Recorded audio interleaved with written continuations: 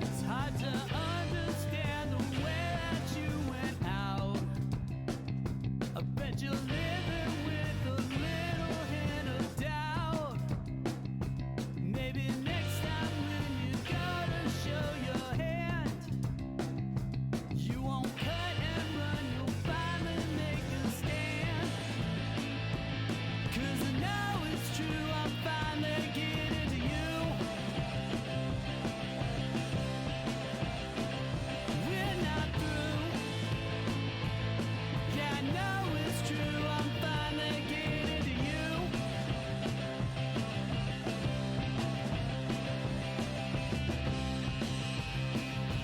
Existential questions always get you down. All you want to know is are we lost or found? Is there something that you feel you need to chase? I bet you thought you put me in my place. 'Cause I know it's true, I'm finally getting to you. We're not through. I know it's true, I'm finally getting to you.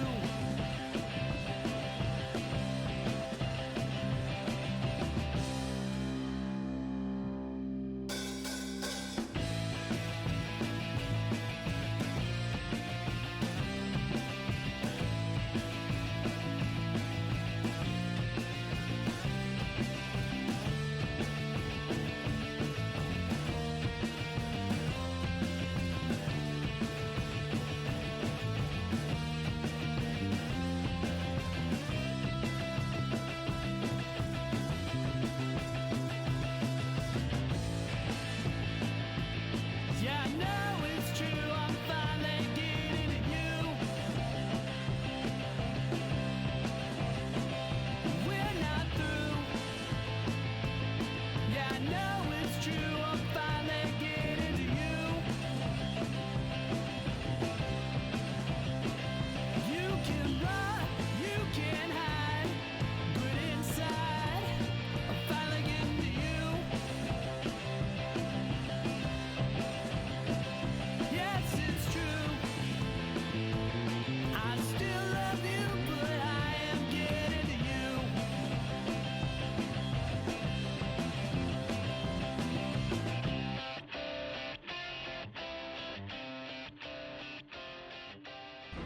Stand by to initiate release sequencer. On my mark. 5, We're on express elevator to hell. Going down. 2, 1. Mark.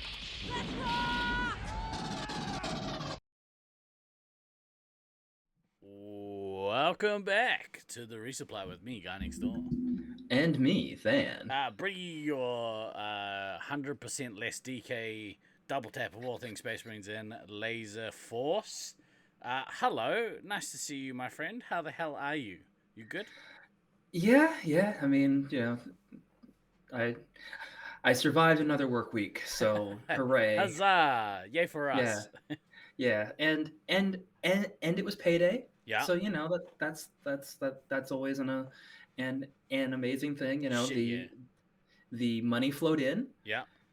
and it all flowed right the fuck back out Perfect. because payday. But at least it was.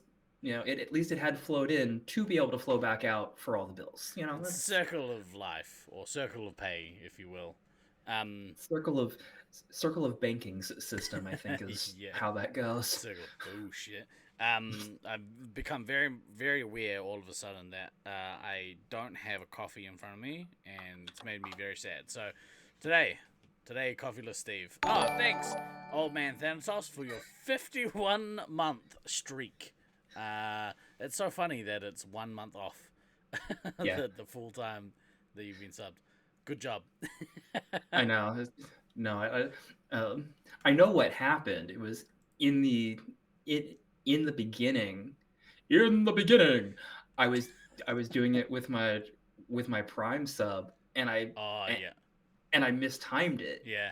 And so it broke the streak. early, and I was like, well, fuck this. I'll just actually like do an actual sub so it Yeah. doesn't break, going forward. And it's not like, I'm essentially paying myself when I Well, do this, sort of. so it works out. Yeah. It's fine. That all hinges on the fact that I pay you guys, which everyone knows is not the case. Once Steve gets his money, ain't nobody getting no money. That's actually written on my family crest. Hello to you, chat. Hope you guys are good. Off the back of last week's show, which I've just now uploaded to YouTube. If you're not already following us on the YouTube, you can give us follow YouTube. There you go. Shop right. Last week's episode was killer. That was one of my favorite episodes that we've done so far. We had it was like 2 and a bit hours or like, I don't know. Yeah, it was a little over 2 hours that we spent with Taipan, which is, always a good time. And not always. That was well, okay, not always. There have definitely been some times when spending 2 hours with Taipan has not been anything that anybody wanted to do. But in recent times, yeah. spending 2 hours with Taipan is quite an enjoyable experience. Become more tolerable. Correct. Yeah.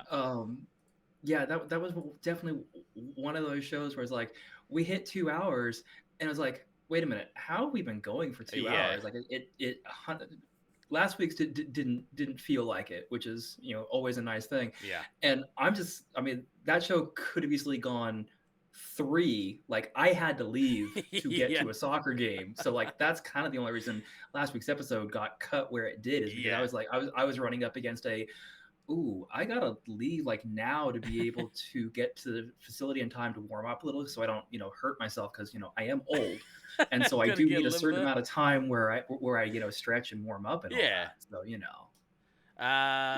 Troy, just stopping to say hi. Gotta go pick up Lucy's daddy soon while she's at work and take him to see some stuff. That sounds like a trap, Lucy's daddy. Get out while you can, mate. Run away. Thank you for saying hi, Troy. Nice to see you, brother. Also, sweet, bro, awesome. I'll debut that on the pod next year when we're back. So actually, right out of the gate, this is our last show for the year. We're gonna take a break over the next couple of weeks. We'll keep you guys posted in the Discord as to when we're gonna be back.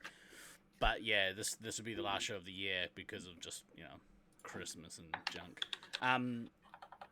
I was gonna say a thing. What were we just talking about? I'll type it. Yeah, okay. No, I've got it. So, I went through a whole journey in my head to retrace my steps. So, don't you always? Yeah. So I had this thought, and I think I spoke it aloud, maybe a couple of weeks ago. I'm not sure, but what I think would be kind of cool, and maybe we've missed the trick here, is whenever we end the show. Usually we hang out for another half an hour to 2 hours talking, if it's just us or if we've got a guest, we'll just shoot the shit for ages. And I was like, I really should keep recording that stuff, and then we have it as bonus footage or bonus content. And we'll lock that shit behind a paywall. For anyone who is a subscriber, will get access to that stuff. But like, obviously, sometimes we talk shit about some people because it's fun. No. Sometimes we say stuff that's not really public consumption. Yeah. But I think for the most part, like last week, I think me and Taipan talked for another hour at least after the show. So yeah, and that stuff's like. Pretty, like, I think it's pretty entertaining, but usually it's a little more a little more risque occasionally, shall we say. But that's where you make the big money. Well, and I know people will be entirely shocked to hear this, but I am actually filtering a relatively large amount when I talk on this show. In terms of, in terms of general language. So you won't believe who Than really hates. Subscribe now. It's more how many times I say the word fuck in a 60-second span. Like this, when we're live and doing this, it's definitely less than in a normal in a normal speech pattern. So Yeah, Than often drops the N word. It's crazy. Like I can't believe how much. bitch. But if you subscribe, you can have access to it and you can record it. Well, it's already recorded. You could clip it and do whatever. Asshole. Whoa, that was close. Man, this week, we've got a guest waiting in the wings. We buried the lead. It's Odin's first because his name's in the title of the show. We'll get to him in a minute, but he can wait. He'll keep. He's fine. Yeah, I can see him in the background itching to talk. But a couple of quick housekeeping things. We played some Laserforce this week here at Auckland Laser Tag, which is becoming a pretty regular occurrence. It's pretty awesome. Oh man, Cursitos. Not your best work too. Can't hit them all. Can't bat it at 1,000. It's fine. It's not bad. It's fine. Not great. I expect better. It's not bad. I expect it's not better. Great. We played tag this week. We had a homecoming sort of so to speak from Leech. Leech was actually home this week, so we made I guess more of an effort, but we got to play a lot of laser tag, a lot of Space Marines. In fact, we played Space Marines most of the night. And because he was here, his brother obviously felt obligated to come. So both King brothers were here playing some tag. Nice. There's something about playing against Leech specifically that brings out the absolute worst in me. It makes me so angry to play him just because he's so good, and he often pushes the boundaries of the rules. Everything. Yeah. Which I think is a good thing. I think that players should push the boundaries of the rules up, and sometimes you're going to go over. When you push the rules, you're going to step over that line sometimes. Now, I'm not saying that he did, but he definitely cheated. No. He, like, playing against them, yeah, there was a couple of games where I lost my shit, and I haven't lost my shit like that in a game for a long time. So, apologies once again to him and to Auckland Laser Tag, the Auckland members base. For being a moody bitch. I hold myself these days to a higher standard than that, but I don't know. It can get brought out of you in some high pressure situations, but for the most part, it was a really good night, a really fun, competitive night. So it was cool to have the boys back. Yeah, it's always a good time when you get to see people that you don't that you aren't seeing on a regular basis. And I mean, when was the last time Leech was home? Oh yeah, I'm pretty sure Nats last year. Okay, well then yeah, it's been a minute since. I think he did come back home around Christmas last year, but we hadn't had our influx of newer players. We hadn't played since Nats, I don't think. Yeah, it had been a minute. God damn, that's a sweet hat. Thank you. This is my Oregon Ducks hat. Go Ducks. College football playoffs happening right now. Fucking sweet. You guys gonna do a stream in the new year related to the upcoming ECT? So we'll do content around it. I don't know what that content looks like yet. Oh, you meant Thans? Yeah, okay, whatever. Sweet. Get your resupply beanies at just PM me and I'll sell you something. We'll try and do something, Delta, like around then. I don't know what media is gonna look like around that tournament. I know that Beans will probably just like stream the scoreboard. I don't know what will happen in terms of like full media coverage. I don't know. Maybe I'll talk to him about stream like commentating that. Maybe we can make something happen. I don't know. We'll think of something. And I'm sure that given that tournament is like it's like the 13th to the 15th or something like that. Like that. I don't know. So I guess we'll know.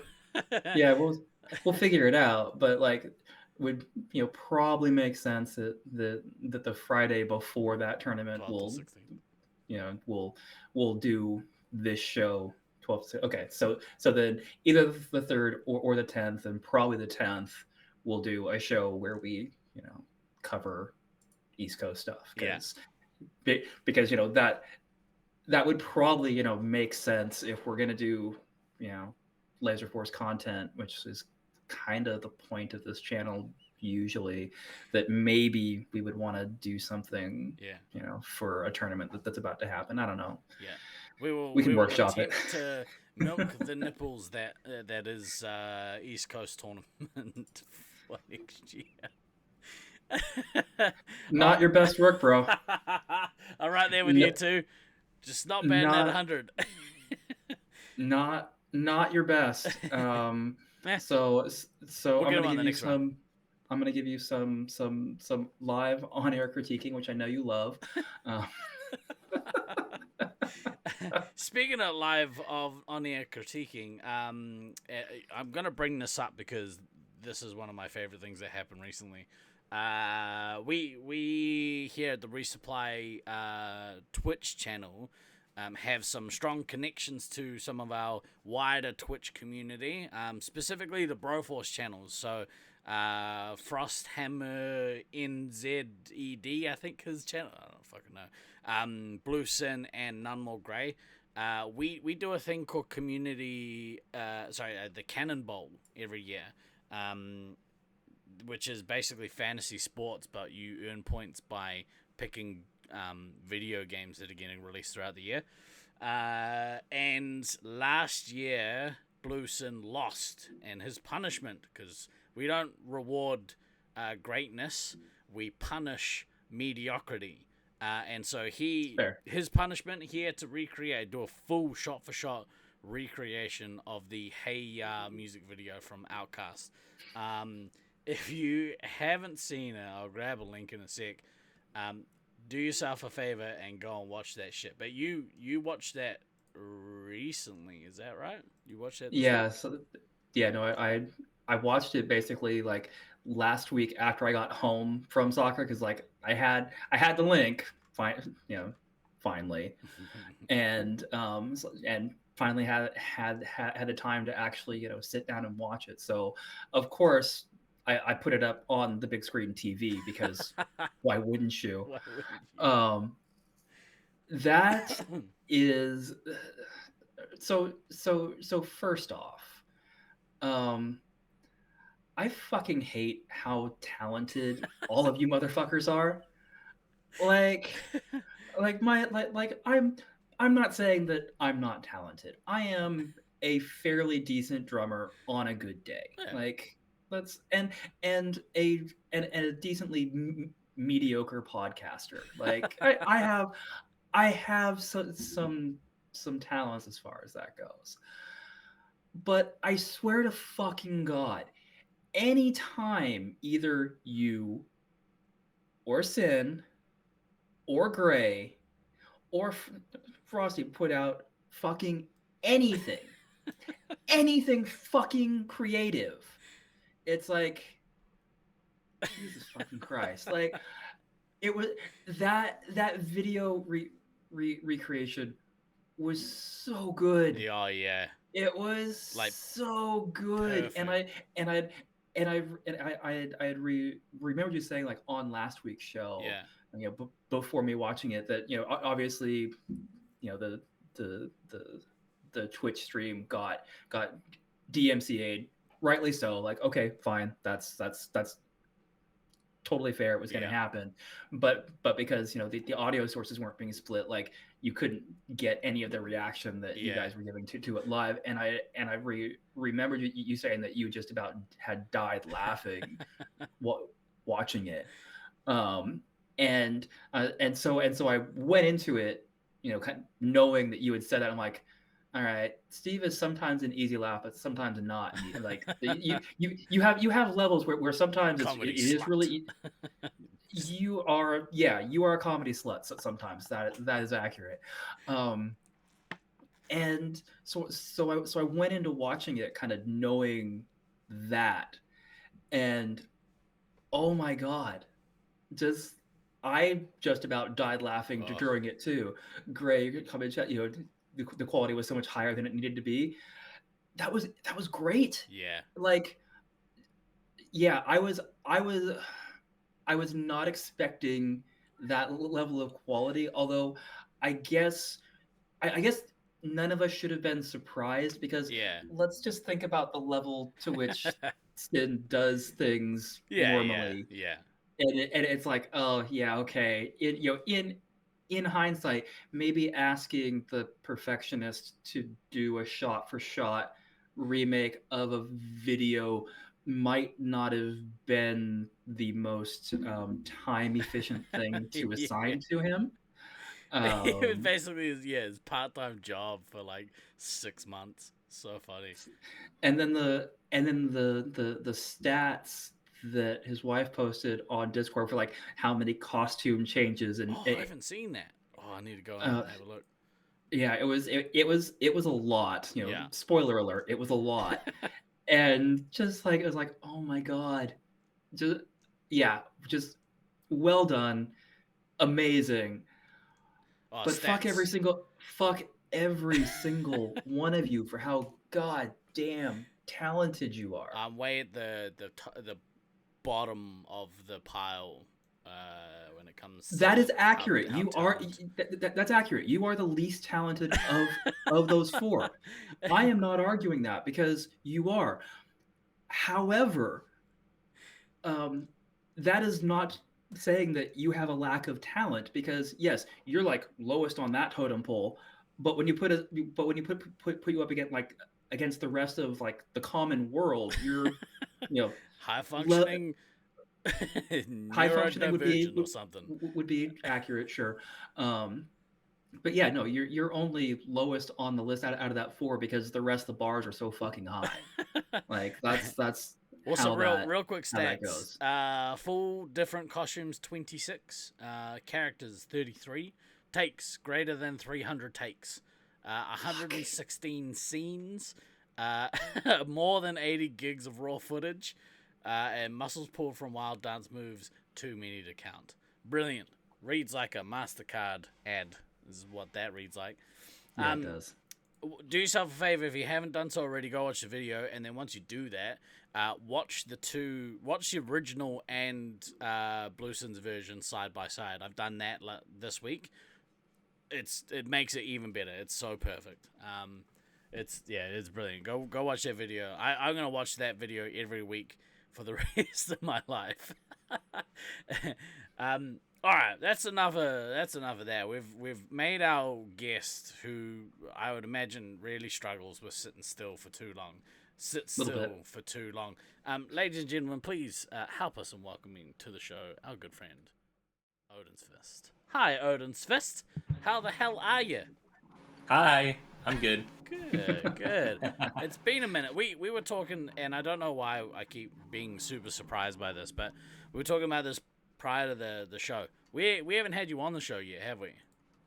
Nope. This show sucks. Yeah, we are so bad at getting guests. Apparently, you know what I think it is though, Steve-O? Yeah. I think it's because we got used to seeing him on the podcast that Luke was doing for a while. I got super jealous. Yeah, so it's like, oh, of course he's been on the pod.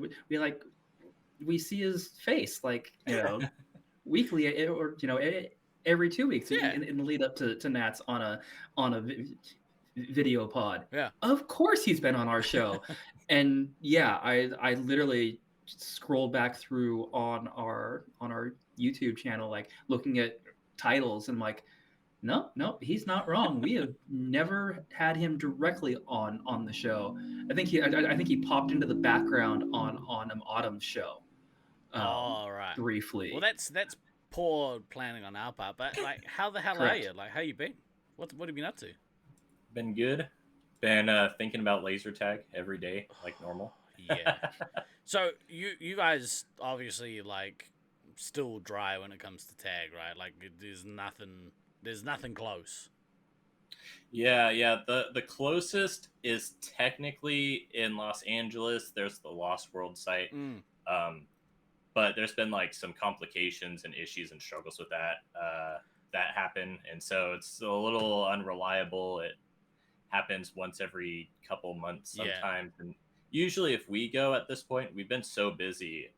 Autumn sells merch at like different events and stuff. Yeah, we've been so busy on weekends, which is when it is, that the only times we've really gone are when we have events in LA, and we're like, oh, we can squeeze in right in between like day 1 and day 2 of the event. At the night before, we just won't sleep, and we'll just go play laser just go play tag. And then work an event for 12 hours. Yeah, exactly. That definitely sounds like the smart way to run an event is to be completely just bone tired and existing on caffeine. Youths. But like, so I wouldn't be doing any like, I'd be doing a disservice to journalism, because I've decided that's what I am, a journalist. Are you able to get into like the dramas that's happened, or is that kind of content we have to charge for later? Well, if you go to my Patreon, it's nothing but feet pics and drama. Well, there's just there's a bit of like organizational issues, like getting enough people to want to go, and then like people are busy, and then we have to have people driving down in order to make the numbers. And then there's been issues in the past with the site owner. So we like worked out a pricing plan with him where he's like, this is how much I need to charge so I can have staffing and stuff. And then he hasn't been staffing it. It's been him. And then one time we were there and he goes, oh, I'm really tired. I'm going to leave early. And so we paid full price for the night, and then got like, instead of 4 hours of laser tag, we got like an hour and a half or something, and then just had to leave. And Autumn and I are like, okay, well, the thing is, we drove down here from the top of California to the bottom of California. That's bad. So we don't really go out of our way so much anymore. Oh, that's brutal, man. So that's like, okay, I was gonna be like, because back in the day, the old ownership at Auckland would be like, I'm leaving, here's the keys. I suppose you guys aren't there yet with that ownership group, right? No, we have been like kind of trying to poke at some of the players and at the owner to like try and get some of the players in as staff. But the owner is like very strict on everything. Like there's like part of the thing was like, he's like, I can't just have a person running it for you guys. I will only keep the place open if I have at least 2, but preferably 3 employees on.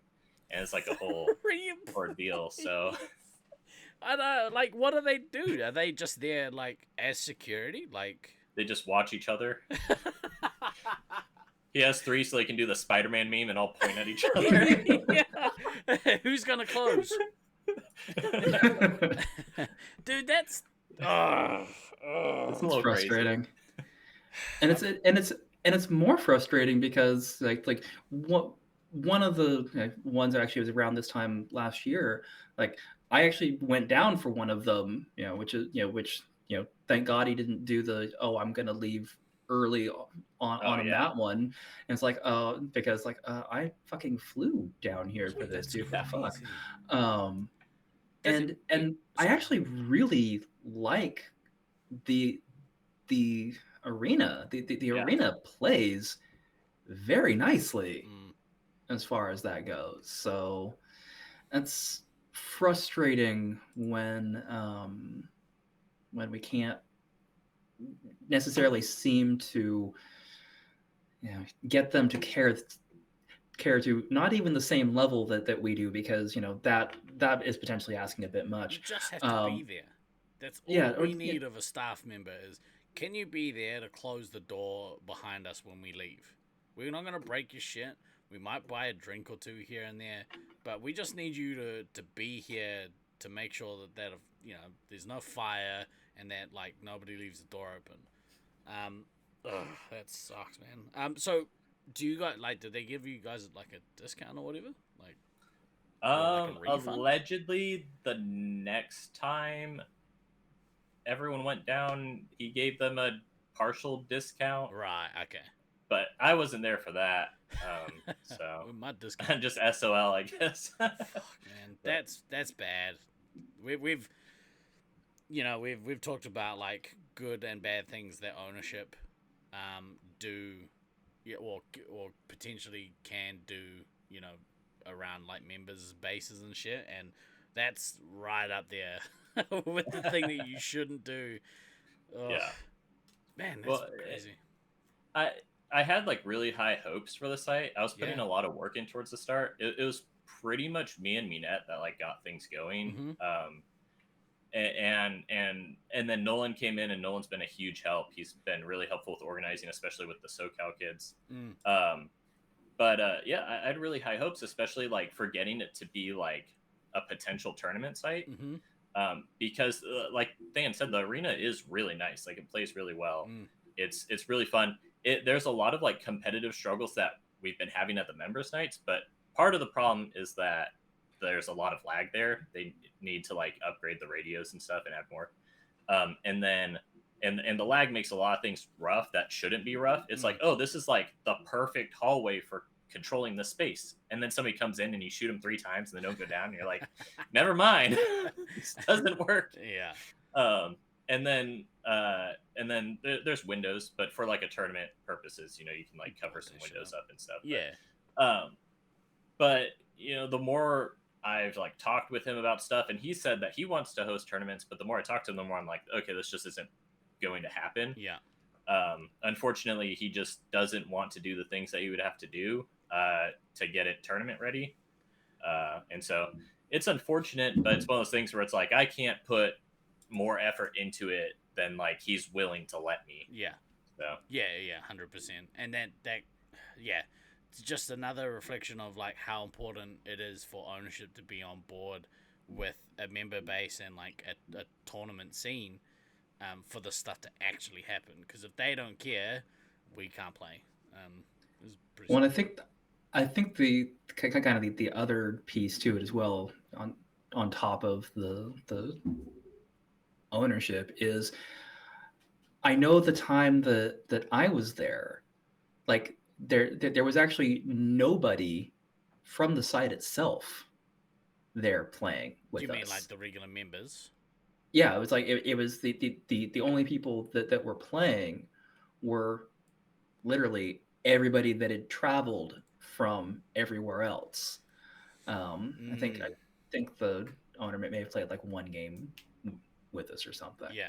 But they're like there isn't really a local member base to, you know, try to help kick some of the stuff on, which just, you know, exacerbates the difficulty. Like if you don't have actual local players that are, you know, trying to be there, you know, week in, week out, every other week, whatever, and then like and then you're only doing these type of events, you know, once every, you know, month or 2 months or 3 months, depending upon how everybody's schedule is for the, you know, for everybody that has to either, you know, drive up from San Diego or drive down from Sacramento, or, you know, fly in from Loveland. I think the first one of these that you guys did, like there were like 6 or 7 of the Loveland kids flew in to do a thing. Yeah. It just becomes a little more problematic and challenging than it needs to be. And yeah, like you said, Odin, like there's only so much time, energy, and effort you can put into something when you don't get the kind of the weekly touches into it that you would need to do to really be able to push it. So that's frustrating. Yeah. Go ahead. Yeah, we've gotten like there's been some local players who like are there when we show up, and like they play the late nights before we play, and we've like talked to them, and some of them have been brought in, but it's really difficult because there's no real like self-sufficient local presence, and so it's really hard for us to try and teach them how to play because we're there. Pretty much everyone there traveled.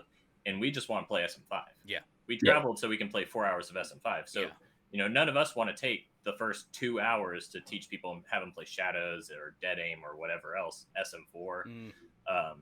And so there's like a lot of issues there. It's just rough. Like I've realized kind of how, like I knew it was going to be significantly more difficult to try and build a scene in and away arena, but I'm starting to realize how like borderline insurmountable that is. Yeah. Like, What's that it's drive really time hard. like for you guys? How long does it take? to It get there? depends, but with stops, it's usually around 8 to 9 hours. Yes, it's the equivalent of like for any of those for locals. It'd be like driving from Auckland to Wellington to try and like make their weekly or their regular scene work. It just it just doesn't work like that.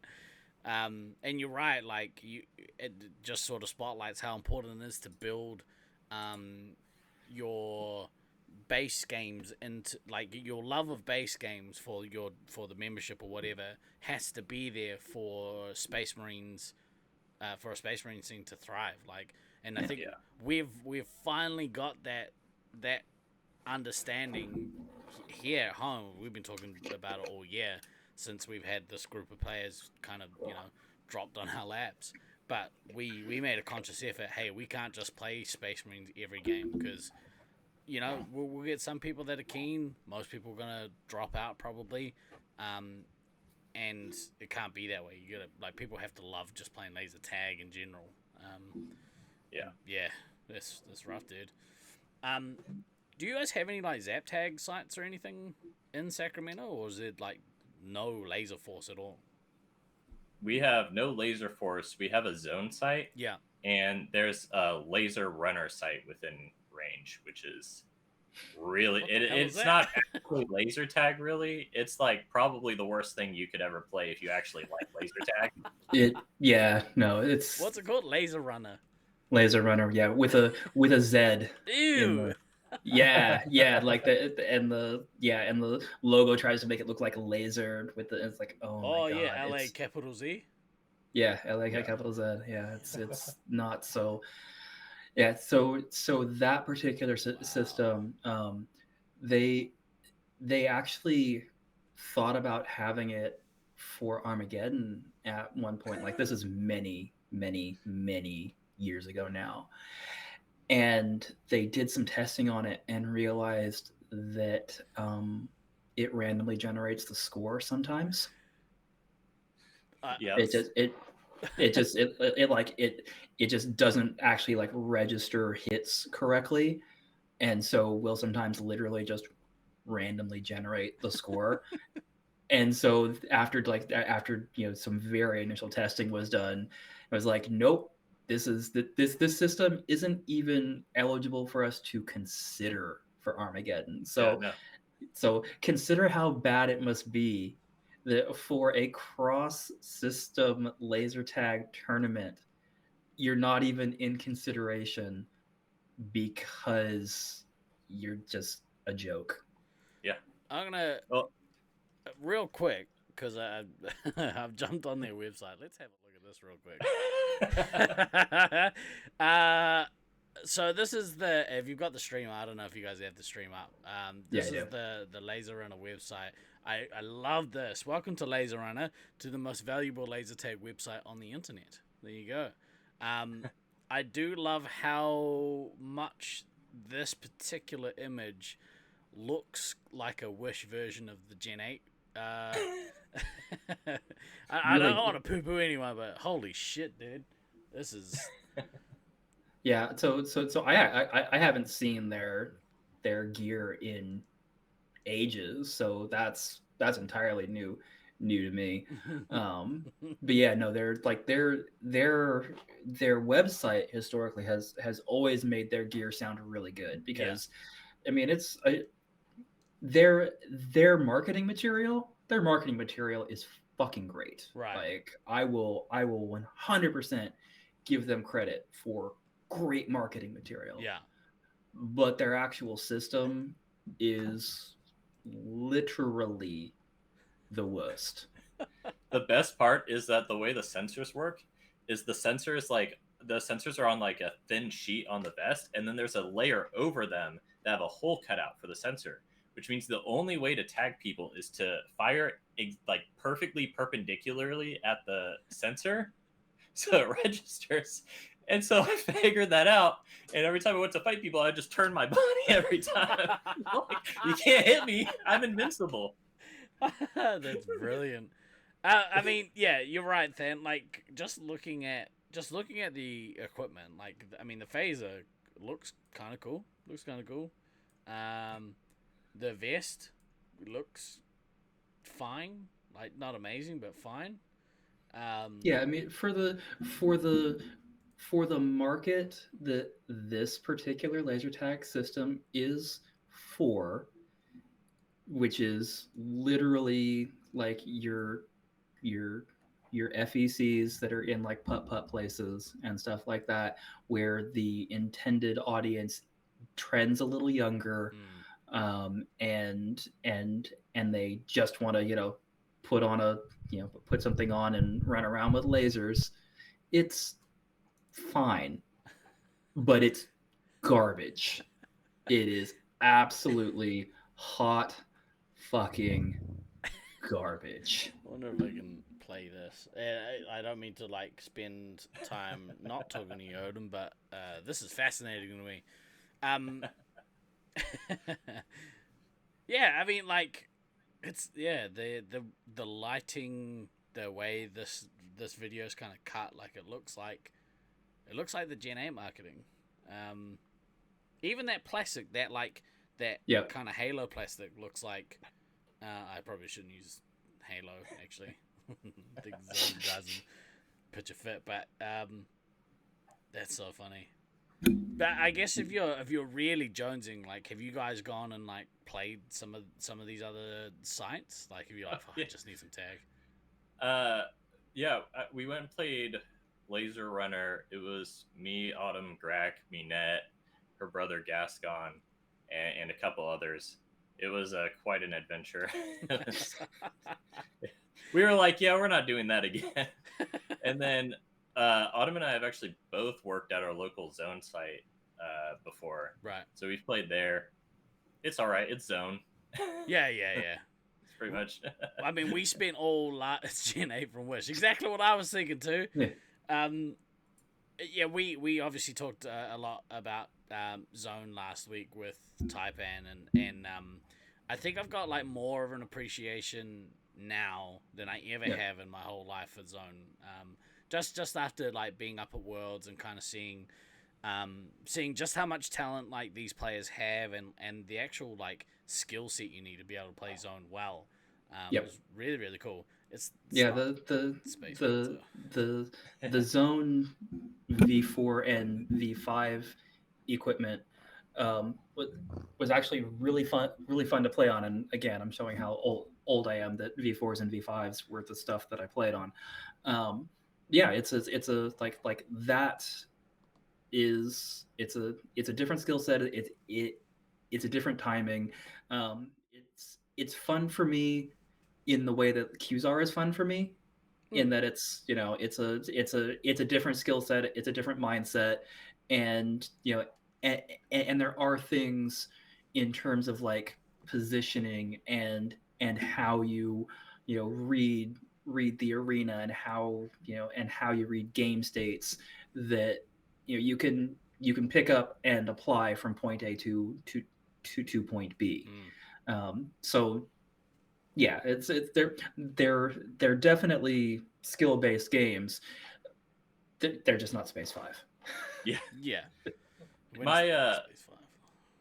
Actually, back when I like first was like, I want to seriously play laser tag, the Carmichael site was shut down, and so really? We didn't have Laserforce available. So I went and I played Zone, and I was like, yeah, I want to play competitive laser tag. What do I got to do? And then LTC came back, and I was like, well, screw this stuff. I can go play at LTC. Well, so I mean, let's start there. When was that? Roughly what year did you start? So I started playing Zone in like 2015. Right. And I was mostly just playing it casually. I started going every week. I'd like bring some friends along. We'd go every week and stuff. And then in 2016, in like May, I think it was, LTC opened back up. And I knew Yama like through family. And so I was like, oh, hey, I need a job. Can I work there? And he was like, yeah. Are you going to come play Mondays? And I was like, I didn't know you did anything on Mondays. So I went and I started playing a little bit. Yeah. But I was kind of like, I don't know. I'd go in and I'd play a little. I had a lot going on in my life, and I was like, all right, well, this is fun. I got a lot going on right now. And then like end of 2016, start of 2017, I started like seriously playing and like really showing up every week. And then I played Nats 2017, and then I never stopped. So I could You see. didn't start playing until after I had left? yeah, Really? yeah. There was no fan when I was there. Jesus. Yeah. It was great. Everyone was so happy. It was a wonderful time. See, you're kind of one of those players though that, like, in my mind, you've been around forever, but at the same time, you're still relatively. I mean, I was gonna say relatively young in the scene, but we're going on almost 10 years at this point, right? Yeah, it's been about 7 or 8 Yeah. years. It feels now. longer. Yeah, about, Well, Yeah. it's because he's a huge pain in the ass to deal with. So, Yeah. you know. it's because I've been at 8,000 tournaments. So. Yeah. Well, I was gonna ask, do you know what the total count is? How many you're at? I think before Nats, I was at either 15 or 16. Wow, I think it was dude. 15 tournaments. So then now with Nats, it's 16. That's awesome. And you've traveled across not only your country but also down this way to play. Where's your favorite site that you would like? Have you got a favorite site that you've played at? Well, aside from LTC, which was my favorite arena, I think for me it's a tie between Syracuse and Brisbane. I think both the arenas are really good for like distinct reasons. Mm-hmm. Syracuse is really fun, and I like how much flexibility it requires. Like, you can't just be like, okay, we're going in this cubby and we're defending this hallway. Like, there's so many options and opportunities that you actually have to actively adapt to what the other team's doing, which is cool. And then Brisbane has just so much going on. There's like entirely different zones of the field that you can play depending on what you want to do and what's needed. And that's cool. Plus, it's really big and it's fun. And there's a spaceship. And everyone sounds weird. And everyone talks funny down there. That's weird. It's interesting that you chose those two, because they're quite like the polar opposite ends of arenas, I reckon. Because you've got, Syracuse, like tall walls, all single level. There's no variation in terms of looking up or down. Everything's in front of you, much like Auckland kind of is.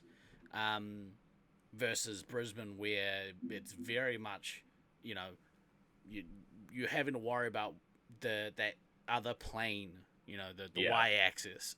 The interesting thing about Brisbane is, like, I feel like it's so sectioned off. Like, there's obviously play between the zones, but there's also a lot of like people can have their own battles just completely separated from each other. Yeah, it's really, really fun. It kind of sorry, go ahead. And I gotta love the arena because I got like a over 13K ammo score in there. So. Holy shit, that's awesome. It gets an extra boost from that. Yeah, that's a good arena. That particular arena, like, they made some changes. They they took away part of it and put in the mini golf course. Yeah. It's such a sad thing to have happen from a competitive standpoint, because I think it made the maze quite a bit worse. Agree. But like, I think it's still up there in terms of like enjoyability. Once you kind of get it, like it's taken me. I think I played 4 Nats there, maybe 4, 5. I don't know, but I played there a bunch over the years, and didn't like it at first. First couple of tournaments, I was like, ugh, the Brisbane maze. It's like, again, so completely different than our home maze, different than whatever we're used to. Like, yeah, I mean, you can fit literally like 3 Auckland mazes into the Brisbane maze. Yeah. So no, that first time walking in, and you actually start to get the sense of scope and size for actually how big it is, and it's like, oh fuck, and then you walk up. one of the ramps and get upstairs and then get and go into the helm or whatnot and then get the real sense for how big the maze is, and then you're really going, I'm gonna have to run all over this fucking maze to do fucking anything. Yeah. Unless you're playing against Brisbane A, and then you're just running from Rusty to Boom Train to Rusty to Boom Train as they just start closing in on you. Yeah. What do you think of Loveland's Arena? How did you like that this year? Loveland's Arena is really fun. I like a lot of the changes that they made, but I've liked it ever since I first played there in 2018. Right. Everyone's like screaming and freaking out around me. I'm like, this arena's fun.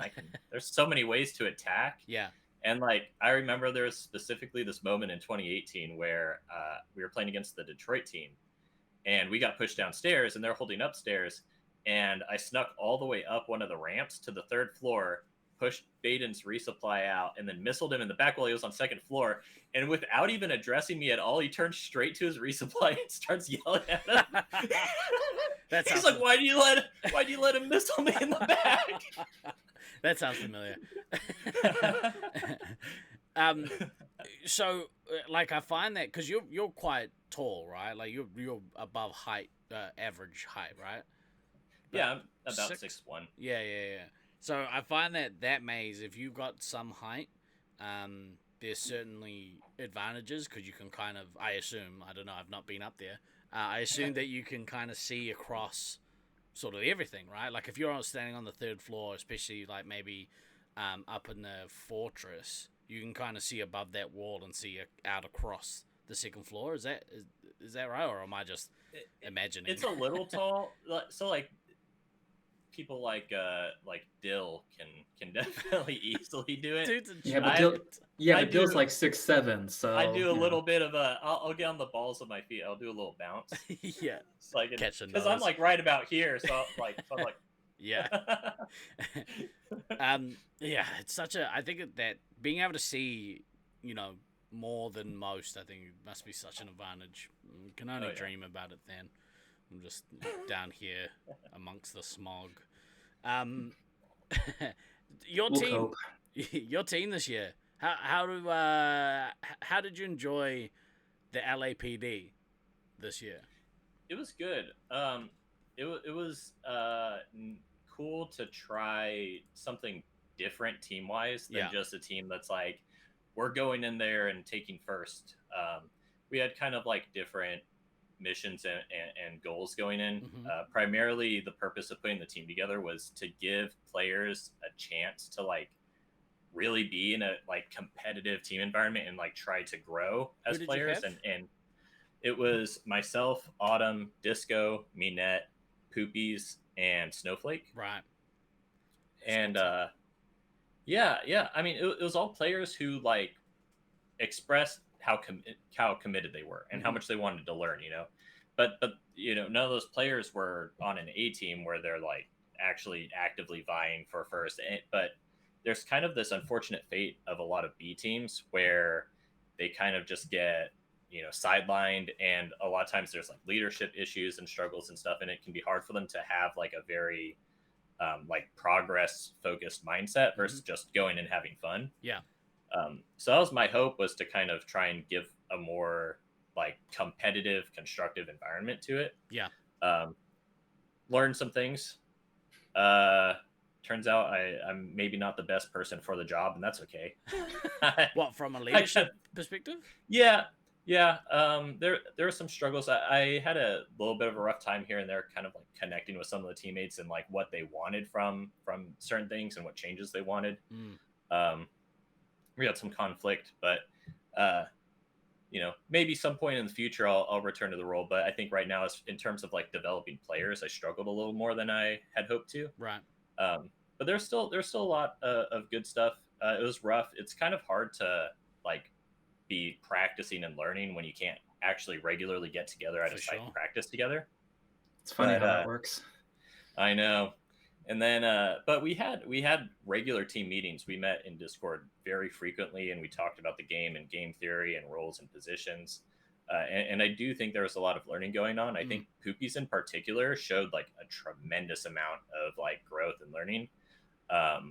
By the end of it, like as a scout, he was doing everything that we wanted him to do. I could see actively in the game, he was applying a lot of the principles and concepts that we talked about in the meetings. And it wasn't just a matter of, oh, hey, when this happens, go here, very concrete things. It's just concepts and game philosophy, where it's like, this is generally how we want to deal with these scenarios, and he's applying all that and he's positioning himself well, and it was really cool to see how he improved. And there was, I feel bad for him because we weren't a top performing team. We had a lot of struggles and stuff, and so there were some times where it's like, hey, listen, you're a scout, we need you to go die, because if you're here getting resupply, the 3-hit's not getting resupply and the 3-hit's gonna die. So you have to die. And he died a couple times. I think he died twice to that throughout the whole tournament. And that's unfortunate. But that's one of those things where on a team like that, that's just going to come up. And when your scout isn't willing to like take one for the team, then your heavy dies, and all of a sudden things are a lot worse. And then everybody takes one for a team. That's how that goes. Yeah. Well, at the same time, Odin, like it's having a team like that where you have an active desire to essentially develop players, that in and of itself is fucking awesome. But then also getting to the end of the experience and going, okay, I did that, and being able to be self-reflective enough to go, okay, maybe I am not quite cut out to do that in this type of environment. And just being able to acknowledge that, like, I mean, that's also a pretty important thing in terms of your growth as a player as well. I mean, one thing that I think people in general struggle with, guilty, is that self-reflection of maybe not my best work. And so, being able to take that step back and go, I'm going to revisit this later, but this right now is not quite ideal. I mean, that's also pretty fucking massive. Pretty mature. Go ahead. Oh, you go ahead. No, you go. No, you go. Oh, okay. No, you go. I talk all the time here. Yeah, I mean, there's part of the unfortunate thing too is building a team like that. You don't exactly get to like handpick everybody that goes into like develop a team structure. So part of the unfortunate part of what made it so unfortunate was that like we struggled a bit with the team balance to make it a conducive learning environment. One of the big things was that I'd really wanted, well, I guess two. I really wanted Autumn to get to practice heavy because she's actually a killer heavy player. Yeah, she is. Yeah, she is. And I wanted Connor to get to practice scout because he was talking to me about things and some conversations he had with like 18 players and stuff.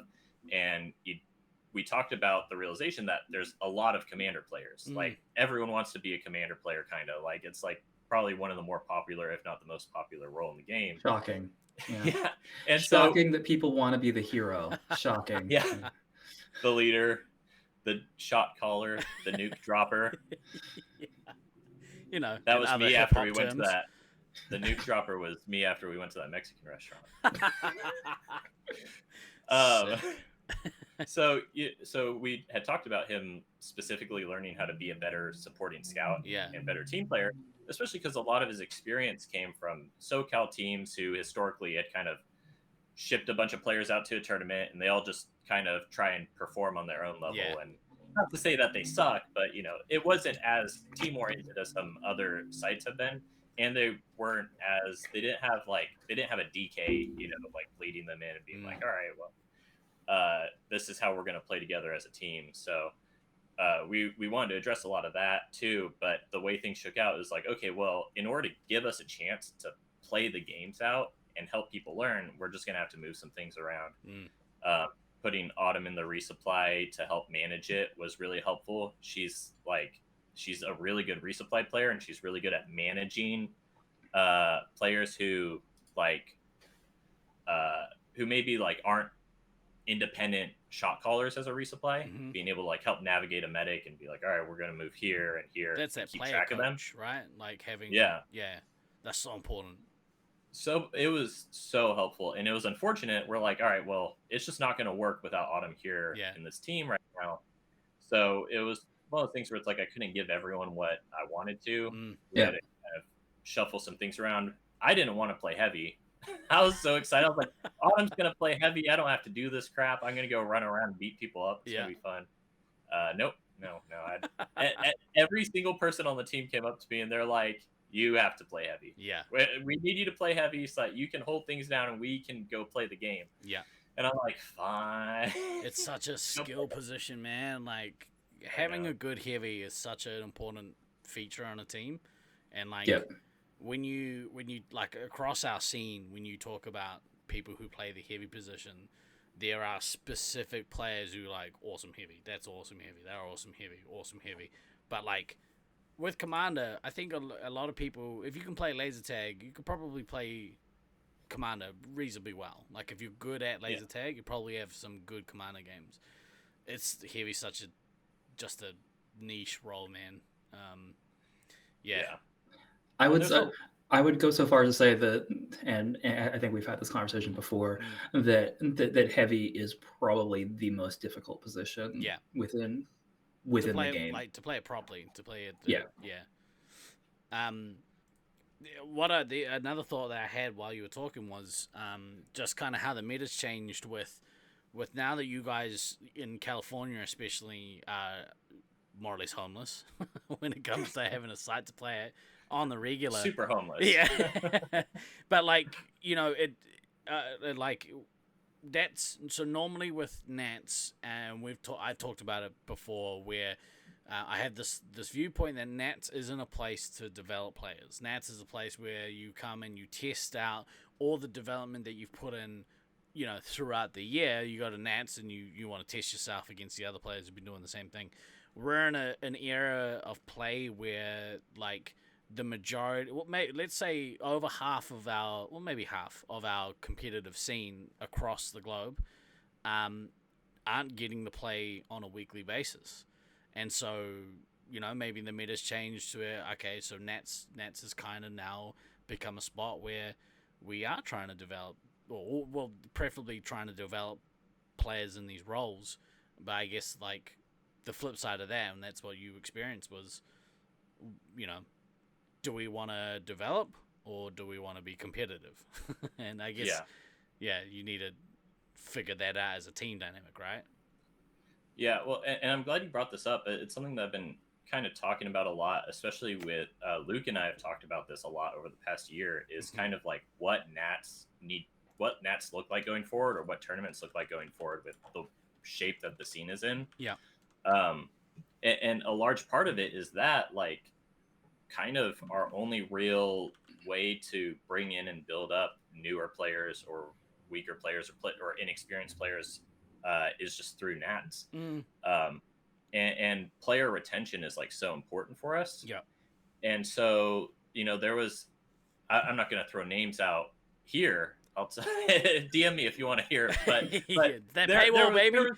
There's people. If you go to my Patreon, there's players who were talking, and we were talking about like organizational and captain stuff for Nats this year. There are players who were like, oh, like we shouldn't design anything around what's like fun or close. We should design it around like design things for the winners. The tournament should be designed for the top tier teams. And I'm like, okay, well, you see, that's like, I understand the competitive philosophy behind that, but the issue we have is, so like this year we didn't have any tournaments outside of Nats. It was just Nats. And so now any of these players, like, you know, you have like, I don't know, like me, Net, or Anthony on my team, or even Snowflake, you know, coming in and wanting to practice and get experience, and, you know, taking away things that could maybe be helpful for player retention and player development to keep the competitive spirit is rough. And personally, I think that the play is to make things more welcoming and inviting for players to kind of help people want to stay around. Right. At the moment, like one of the big things for me was the pod system. Like I felt like my team, the team that we really wanted to play a bunch was Syracuse. Mhm. I think that Syracuse was a cool team for us to play against, both for us and for them. I think it was good practice for them. Yeah. Yeah. And we played them one time in the entire tournament. Really? But we played, yeah, one time. And then we played Cedar City 4 times. Yeah. Yeah. I think Yeah, how the pods broke out with the odds and evens was definitely a contentious I was super piece. vocal about it during the week in a professionalish way. yeah. But like on during the stream, I voiced it a few times. And it's hard when you don't, like, it's one of those things, like if you're not going to the tournament, you don't get a say, and I kind of had that feeling that's how I felt about my own opinion. So I can only imagine that was the same vibe that people at the tournament maybe had. But like, yeah, if you, I think the parity, if you can get parity between 1 to 4.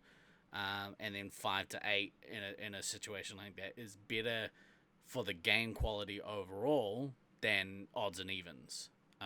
Yeah. And then people are like, well, okay, but then that 4th place team, why would they want to be competing in the top 4? Well, the argument can be if you've earned top 4, you're gonna have to play those good teams regardless.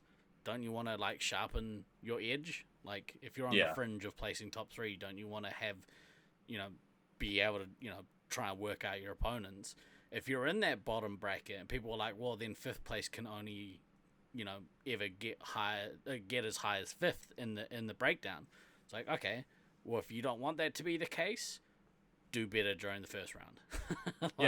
Well, and we were the 5th seed team, and that was pretty much our feeling. We were like, yeah, we didn't pull ahead into 4th. We want to play in our bracket, Yeah. And it is what it is. It's in the past now, but I think going forward, I think it definitely solidified my feelings on the matter. I definitely think that pushing for the closer games and for the better practice, I think, is because that's really what round play comes down to. Yep. Correct. Is you're getting your games in before the elimination bracket. Yep. And so I think for better practice, it's better for us to encourage closer games. So in hindsight as well, the way that it shook out with Loveland B being in the 4th spot, I think that was the best seeding for it to be a 1 through 4, 5v through 8. Because they don't need the practice in the mains. They don't have to like learn to gel together as a team in the mains because they've been doing that for 12 months. Versus the traveling teams, that bottom 4. I think the quality of the games would have been much higher with U versus Qs, with Detroit versus Sunbeams. Yeah. Sunbeams. St. George. Yeah. Yeah. Those people. Yeah. I think it would have made for better watching for us as well, like from a spectator point of view. And this is why I kept harping on about it. Like I keep bringing up, these games are cool, but like it's hard to get hype for, like who was in 2nd? Yeah, you guys. Yeah, it's this guy. Hard to get hype for 2 versus 8 or 1 versus 7. Like those games. Yeah. And honestly, those games actually were fun to watch, but I think like we kind of understand what the outcome's going to be. Yeah. Well, like I had a great time playing against For sure. the Cali A team, or playing against the Loveland A team, or Cedar City. But 4 games when we only get to play Syracuse once I was like, A little excessive. Yeah. Well, A little excessive. our match against Syracuse was our first match of the tournament, so we played them one time Right, and never. That's brutal. It kind of reminds me. I think it was in Detroit when we split out into the brackets as well. And it ended up being that all of the teams that normally play against each other all played against each other in the tournament. And, yeah, all the traveling teams played against each other And yeah, it's a real shame. But sometimes that's how these things shake out, I guess. Yeah, what a shame. Go ahead. Talking about like the viewership of the tournament, did you have like a favorite moment to watch? Like, I'd have to go back. My memory of the week is fuzzy because, like, when you talk on a mic for 10 hours. Yeah, that's the you were doing you were doing a lot of talking and a lot of work, and really, I mean, it's good that Scythe was there with you as well, so good. so that there, so that there could be a little bit of balancing on that. But yeah, no, it's fully understandable that you might be a little fuzzy on all the details of that. One thing that did stand out, actually, so at the end of the tournament was the last game of the finals, and I can't remember who it was, but someone grabbed one of the cameras from inside the maze, and we didn't have any sound, which was a shame, but they grabbed the camera and they followed the Loveland A team around with the camera. And being in that moment, for someone who didn't get to go to the tournament, it felt like we were there, and like being able to bring the audience along for that journey as well, that was really, really cool. So that was probably up there with one of my favorite moments of that week. But there were a few that were awesome. Speaking of Scythe, like Scythe killed it all week. He was so like we had the 3D maze, right? We had the 3D map of the maze, and before some games he would break down, all right, this is what I think is about to happen with the team. We're going to see them go up the switchback, we're going to see the commander cut across second, we're going to see the resupply wait, and like watching him break that down, and then the game starts and exactly plays out that way. That was cool to see as well. That sort of stuff, because then you're like, this dude really understands, like, game flow and game theory. How this game works. And going back to what you were saying before around kind of, like being the person to kind of, like in a leadership role, there's something really difficult about being able to teach this game to other people. Especially on that kind of level, and I think this is where Than really thrived with us, and actually probably with Sacramento as well, was being able to really teach a player base how to properly play Space Marine 5. I think me and you, Odin, are quite similar with how we we can talk and we can communicate with people, but that's not all that goes into teaching and leading a team. And I think that's what kind of separates the leaders from the rest of us. Well, that's something that like really impresses me with Autumn is how easily she's able to like connect to a new player and tell them what to do in a way that they specifically understand. Yeah, because that's something where like throughout the tournament, like I was talking to Autumn and Minette about changes that need to be made in the resupply, and I'm saying things, and they're like, "Why are you saying that to us?" Or like, "That's not a thing that we can do." And I'm like, "No, you just do this and this." And they're like, "No, you're like you're asking us to do something that we don't know how to do. We don't get it." Yeah. And I'm like, just be taller. I'm just like,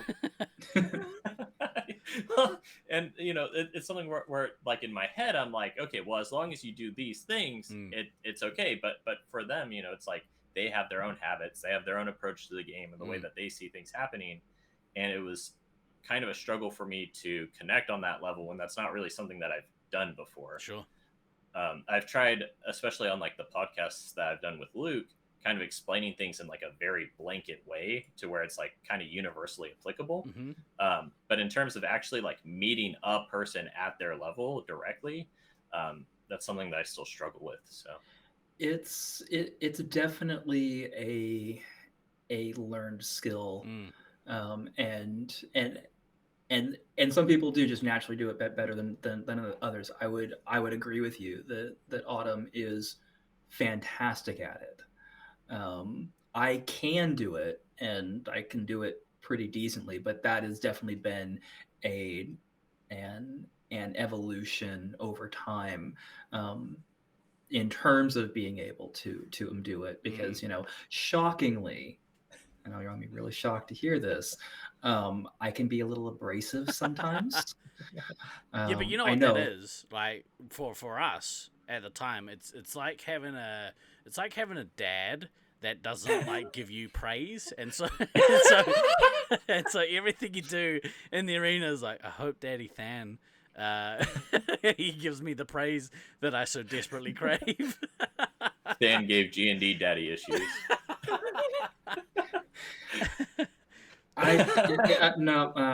Join my Patreon. No.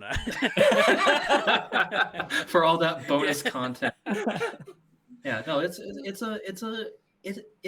a difficult thing to do. But there are definitely, I mean, there are players within the community that are amazing at it. Like, I would go so far as to say, like, for me, Night Owl is like top of the heap. Yeah. As far as somebody who is able to meet a player where historically, like, somebody who can meet a player where they are and break something down for them, and kind of lead them down the garden path, as it were. So I mean he's actually who I ended up trying to model some of how I communicate with, like, after the first time I met him in person in 2004.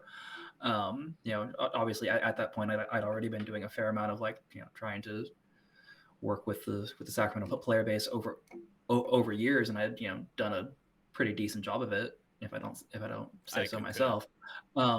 But kind of taking some extra pieces of, like, oh, that's a better way to maybe communicate certain things. Yeah. Like, he was hugely impactful for me for that sort of stuff. Unfortunately, I didn't really get a lot of opportunity to, like, have a site and work with players, because I played for about 2 years before LTC shut back down playing seriously. Crazy. And so Yeah. And then my time there, was Venom and Yama going, "You are a worm." Well, you've had significantly longer period, like your of your playing career, and I guess this is crazy to think about, but you've had no regular laser tag home longer than you had one, right? Yep. That's insane, dude. Like, the fact that you travel and stuff still to play blows my mind, dude. It's awesome. Before last year, because I played a ton last year, a ton, and then we traveled a lot this year, and then played in Nats. But before last year, I'm pretty sure I was still below 1,000 games of SN5. Oh, dude, homeless fist. No, actually, I think I was below 1,000 games total on my card in Laserforce, but it was, I had like no games, and now, like, even now, I look at the games that, like, Loveland kids who, like, I don't even see regularly have. I'm like, wow, this player has like 4 times as many SM5 games as I do. And I look at, like, all the other top players and, like, shit. No. I'm like, you guys just wait till I get that many. Yeah. SM5 I'm coming for you. Man, you guys need a home desperately in I know. NorCal, man. Like, it's such a shame that you guys don't have a spot. There recently became some equipment available down the side of the world. Actually, if someone's got some spare cash in their back pocket. It's very interesting. We might. Yeah, yeah. Our biggest question is trying to deal with the city, because Disco's like, I'll throw laser tag on my property, and the city's like, nah, you can't do that. Really? Like, why not? And they're like, because we don't feel like it. You can pay $8 million to rezone your property, but that sucks. What about if it's just like a recreation? So the problem is building the structure. Yeah. Building a structure over a certain size, they want permitting for that. But to get the permitting for that, they're actually currently mad about a bunch of other stuff, because they are so. What about, like, can you just put it in a forest? Because you don't have to have a permit for that, right? Maybe a roof. Yeah, forests are notoriously leaky. It's Yeah, it seems like a terrible idea, Steve. just spitballing. You ever play in an arena with a leak? Yes. Yeah. You going on a nuke and all of a sudden you're in the air. Fuck. I got wings. Converted ice rink. There you go. That's what the heavy special button does. Oh, don't worry about that. Than just had an accident. Better than the poop wall. Oh, yuck, man. So gross. Hey, who does your hair? It looks great. Oh yeah, there's this super crazy person that lives in my house. Her name's Autumn. She plays laser tag and she does hair. She does my hair and DK's hair. She's currently... So hang on. So first of all, fuck both of you. You sound jealous, dude. Are you jealous? I am completely jealous. I don't think I've ever made any secret of the fact that I am jealous of your hair, Steve-O, and I'm also jealous of Odin's hair. One, because you actually have it, and two, because both of you like literally have like the long flowing locks. And, like, look at how lustrous my hair is, and oh my god! I got something for you. Perfect. There you go. You're welcome.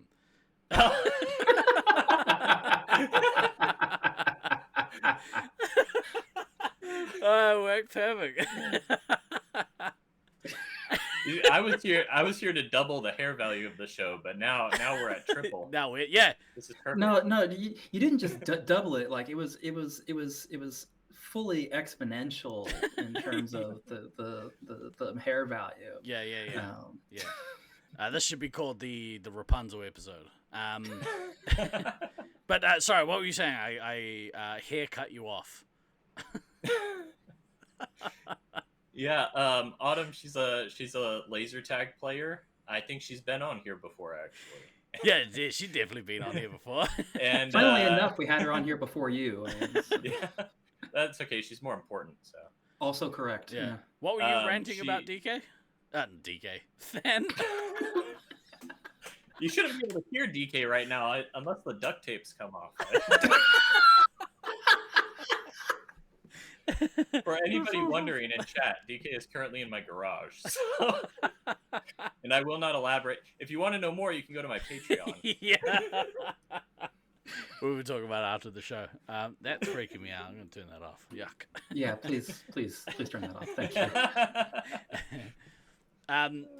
Yeah. Oh, dude, she does such a killer job. Like every time you guys turn up to a tournament, there's some witchcraft that's occurred, and I love it. I'm like my hair's still very colorful because we threw some pink in, but we got it back to my natural color, and my hair had been green, red, blue, dark brown, and like the fact that she's able to get it back and my hair still feels healthy, I'm like, all right, this is cool. I'm set. I'll never have to go to anybody else for my hair.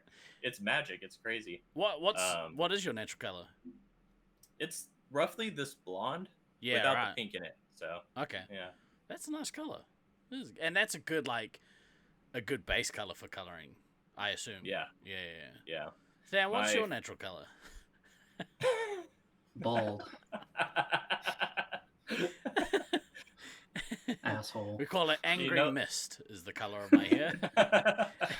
No, but my hair at this point is very, very shot with gray.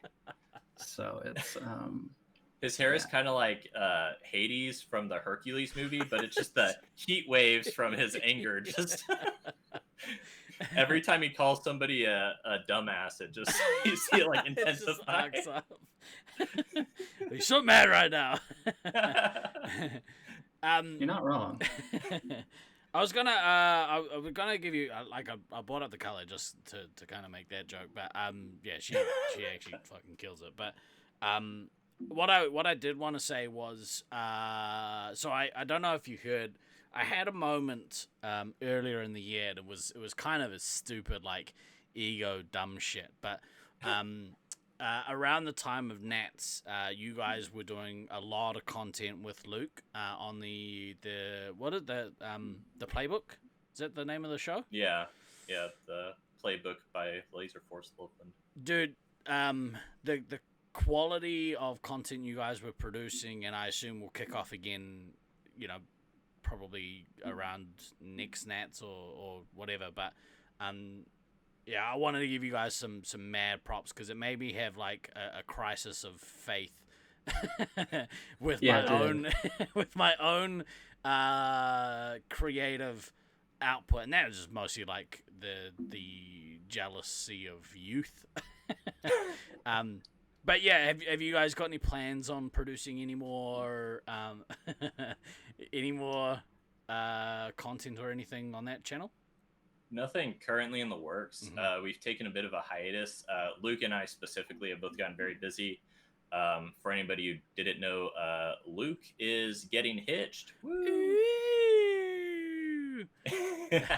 I haven't got my invite yet, by the way, so just still checking my post box. Mischief. He was talking to me. He's like, I've got to take a break from all the laser tag stuff and really focus on my relationship and all that. And I'm like, what a loser. Weak. So weak. I looked at all of them. I was like, you wouldn't make me do that, right? That's the perks of being with somebody who is also addicted to laser tag. Yeah. Helpful, yeah. Okay, so nothing coming up. Hopefully, because I don't know. Luke's one of those cats that, like, well, we were talking about talented people before. Luke's one of those talents that just seemingly everything that he touches is gold.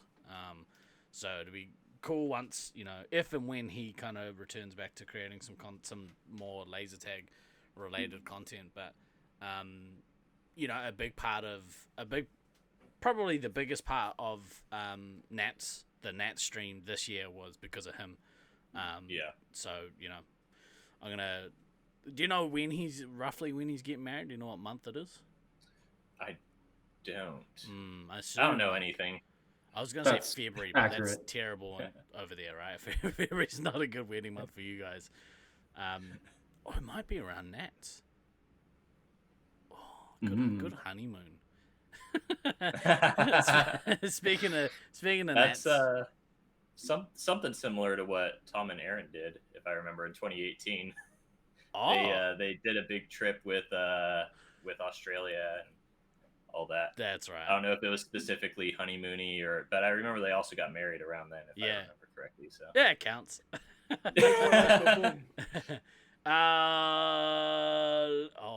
Levi Cleos. Could someone help me out with that name? Thank you very much for the follow. Appreciate you. Sorry if I butchered it, which I definitely did. You totally did. Let's move. Let's look forwards to 2025. What do you got? I'm taking a risk. What the heck's going on here? We run a podcast here every week called the Resupply Podcast. We collectively play competitive laser tag, specifically a game called Space Marines 5. And then we like to wax poetic about that every week. We have guests on. This week's guest, Odin's Fist, champion of 2024? Yeah, 2023. 3, yeah. 3. Oh, yes, it's 2024. Shit. This is why this is the last pod of the year. But let's. So thank you for the follow. Appreciate it. Let's look ahead to. Oh yeah, sure. I'm actually a 2-time champion. Just going to interrupt you for that. Oh. Nats winner last year, and then also won the Masters tournament in 2021. So. Wait, where was Syracuse. 2021? Syracuse. Oh, I wasn't there. Didn't see it. Didn't see it. Didn't happen.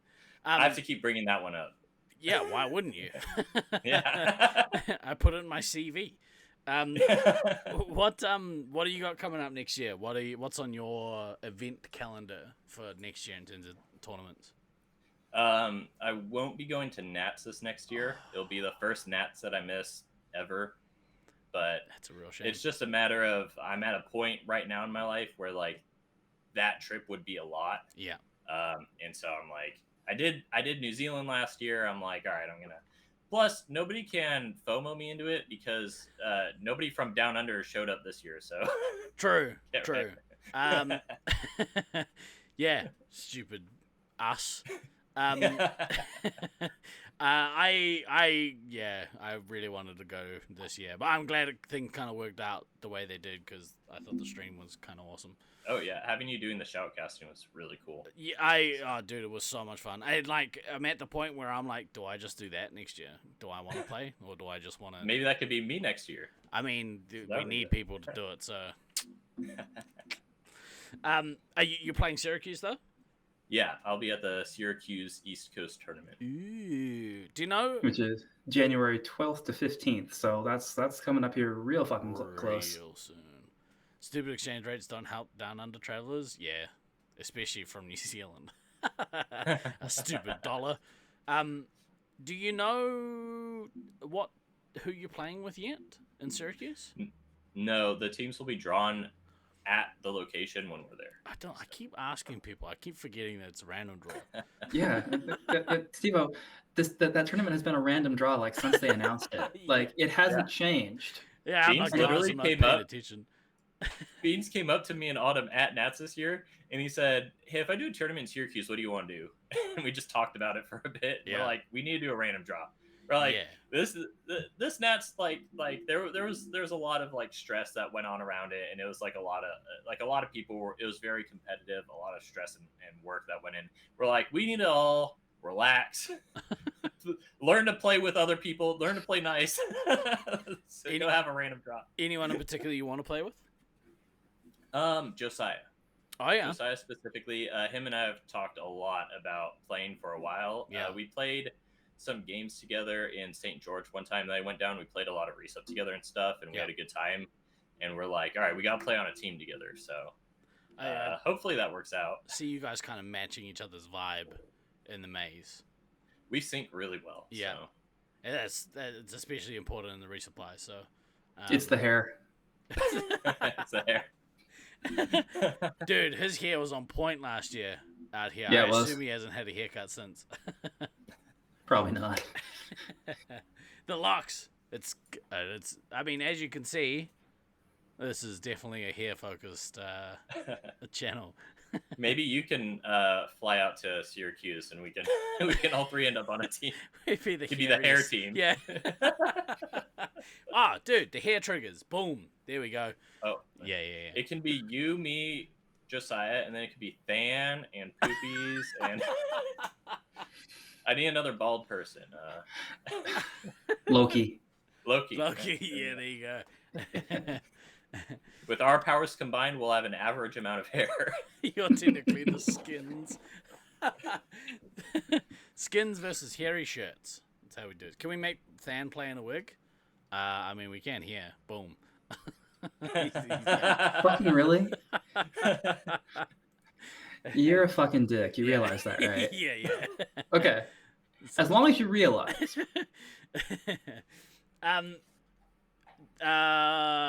We've kind of covered next year, next year. And I hate to jump back and stuff. We won't keep you too much longer. We'll wrap up shortly. But how do I want to ask? Do you have any like highlights from your New Zealand trip? Yeah. I mean, it was a good time. From the trip, not just the tournament. There was a lot. We did a lot of fun stuff. One of my favorite things, though, I had a great time, and everything that you planned out was phenomenal, and I loved hanging out with everyone the week after. Yeah. But some of my favorite moments were just getting together with people like outside the schedule and just messing around. I brought this game. It's called Dokapon Kingdom, and it is a very little known game, but it's phenomenal. And I just started showing up at people's cabins, and I was like, let's play this game. And they would just play it, and I got like so many people hooked on the game. Like now I got people went home and got it because they ported it to PC, and people got on their PC and they're hitting up. They're like, when are we gonna play Dokapon? So I was just like showing up at people's cabins. Kodama, Erwin, and Nolan had an Airbnb with the Hero family, and I went over and stayed with them a night, and I was like, let's play this game. And it was nice to have a week to just hang out with everyone, because like I like all you guys, so I mean it's why when you're homeless you still travel to play, right? Like you wouldn't, I assume you wouldn't do it if you didn't love the people. I actually have, because I saw the game at the time, and I still have a tab on my phone browser open on that, just so I can, because I've been meaning to play it for 2 years. Well, if you ever want to play it. Yeah. We got to play it on stream at some point, I reckon. It's such a good game. It's so chaotic, but it kind of, a lot of people have a hard time grasping the concept that the whole game design is that you get screwed over repeatedly. And so some people aren't ready for it and they start raging really hard. But then once you realize, and you realize you're like, okay, we all are going to get screwed over constantly all the time. It's just funny. You just laugh at each other. There's like, sounds like lasers. Yeah. It's kind of RPG. And there was this, I was playing with, I think it was with Josiah and Luke. Yeah. And Josiah got in combat against this like fairy character, and he's like, "Oh, it's my turn," because it's turn based. And he goes, and the fairy goes first and puts him to sleep. He's like, "Oh, that sucks." And then he has to wait. It skips his turn, and then he comes around to his turn. He's like, "All right, I'm gonna fight the fairy," and the fairy put him to sleep again, and did it like 6 times in a row. And I thought he was about to throw his controller. That's so good, dude. Like that, like those parts of the trips are what make those trips so worth it. For anyone who's never traveled for Nats, I highly recommend doing it at least once in your playing career. The friendships that you make on these trips are just they last decades. And you know, at this point, Odin, you've been playing for almost a decade. About a decade. Than you've been playing for 4. Fuck off. But I mean, me and you've been playing, you know, like 2 decades. I mean, to be fair, I am rapidly approaching 3. Yeah. Yes, you are. like and by rapidly, I mean I'm gonna hit 28 years. Goodness next year. me, that's Tham. awesome. So Tham lost a bunch of laser tag friends when the meteor came, wiped out the dinosaurs. First off, fuck you. But I mean, you know, like those weeks are where those friendships really get forged, and yeah. I'm a massive proponent of like staying in places where everyone else is staying, making sure that, you know, you tack on a couple of days either side of your trip to give yourself the opportunity to do some fun stuff with this group of people that, you know, we all share this one thing in common, but we share lots and lots of stuff as well. So this coming Nats, we are hosting, I think, a week after the tournament, the 2nd annual LFDGA, Laserforce Disc Golf Association, Dick Gold Memorial Tournament. We'll be playing, I think that's over 3 days after the tournament. So if you guys are traveling to Brisbane next year and you want to get amongst, let us know, and we'll make sure we'll put you on the cards. But that's gonna be another cool way of like bonding and stuff after the tournament. So it's gonna be a bunch of fun, man. It's a real shame you're not gonna be there. Yeah, I have my disc from You last do? year. Both of them. Did you win right one? there. No, just the ones that I bought from you. Get that money. AKA the real tournament laser, just a precursory event. 100% ducky. You're exactly right. Yeah, I was wondering when we were going to stop talking about laser tag on the disc golf podcast. We're gonna have to do one, dude. Like at some point, there's enough people that play disc golf now in the scene that, like, yeah, we're gonna have to start talking about it. Preempting condolences. Don't know what's going on. You fit right in, dude. You're here for it. All right, look, this is, like we said at the top of the show, this is our last show of the year. We hope that everyone out there has a safe and enjoyable Christmas and New Year's period. You know, make sure you cherish your loved ones over this time of year.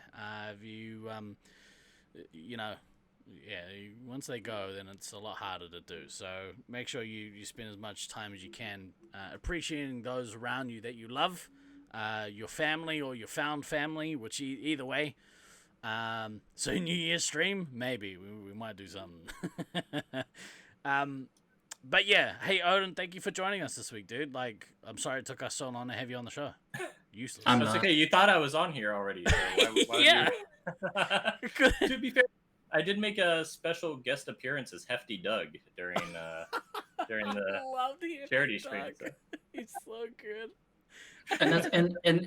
And that's also like probably why we thought you had been on, because you were on during some of the charity streams, you're on during some of like the D&D streams, and you made that guest appearance on Autumn stream. So of course you fucking been on the show before. I've been a special background character the whole time. An NPC, if you will. An NPC. Yeah. Yeah. No, dude, we appreciate it. Thank you for coming on and waxing poetic. You're one of those people in our scene that I think gets it. You very much on the same wavelength when it comes to talking about this game ad nauseum.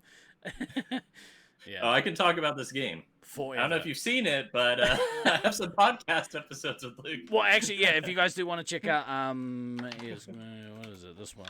There we go.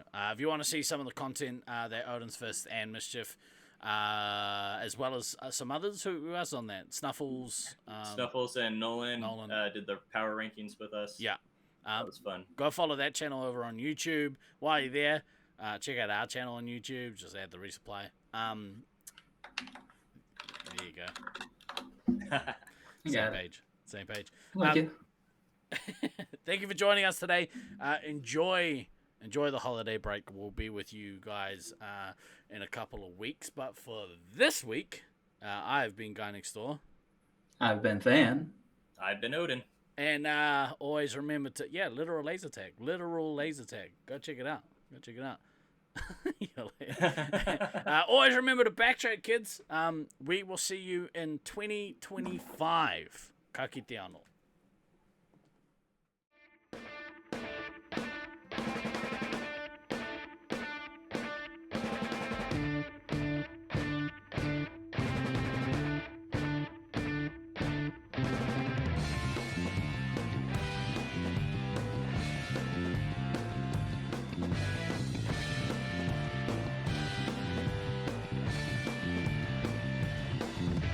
I've been throwing daggers in the night. I've been chasing all the stars, stealing all their lights. The cut so sharp, cut so deep. If they seem to hit their target, must be what we reap. 'Cause you don't know what I know. You don't feel the way I feel. All these places I wanna go. Makes me wonder if my looks could kill. I've been throwing daggers in my dreams. If they seem to hit their target, it's harder than it seems. 'Cause you don't know what I know. 'Cause you don't feel the way I feel. In all these places I wanna go. Makes me wonder if my looks could kill.